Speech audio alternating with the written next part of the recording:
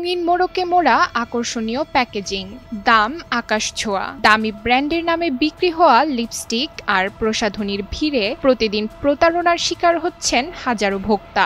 গুলশান, বনানী, ধানমন্ডির অভিজাত কসমেটিক্স দোকানগুলোতে দামি ব্র্যান্ডের নামে বিক্রি হচ্ছে বিদেশি লিপস্টিক, যার প্রকৃত মূল্য মাত্র 50 টাকা হলেও বিক্রি হচ্ছে 4000 থেকে 5000 টাকায়। অথচ এসব পণ্যের কোনো বৈধ আমদানি নথি নেই জাতীয় রাজস্ব বোর্ডের কাছে। এর পেছনে লুকিয়ে আছে এক বৃহৎ অনিয়ম ও শুল্ক ফাঁকি চক্র।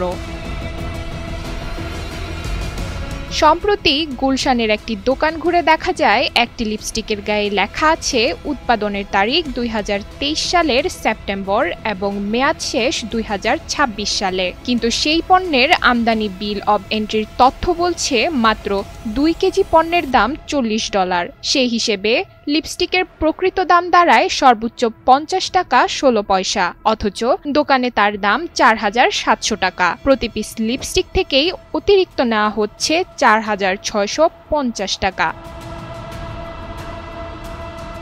জানা গেছে এর পেছনে রয়েছে এক প্রভাবশালী চক্র, যারা বিদেশ থেকে অল্প পরিমাণে পণ্য এনে বাজারে কৃত্রিম সংকট তৈরি করে, তারপর নামি দামি ব্র্যান্ডের মোড়কে সেটি বিক্রি করছে অনেক গুণ বেশি দামে। এতে ভোক্তারা প্রতারিত হচ্ছেন।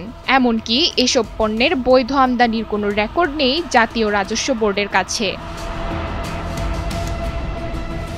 দোকান কর্তৃপক্ষ বলছে তারা শুধুমাত্র নির্ধারিত দামেই পণ্য বিক্রি করেন এবং দাম নির্ধারণের কোনো এখতিয়ার তাদের নেই। প্রশ্ন হলো, কিভাবে প্রশাসনের চোখের সামনে এত বড় কারসাজি বছরের পর বছর চলতে পারে? কেন নেই এনবিআর কিংবা ভোক্তা অধিকার সংরক্ষণ অধিদপ্তরের কার্যকর কোনো নজরদারি?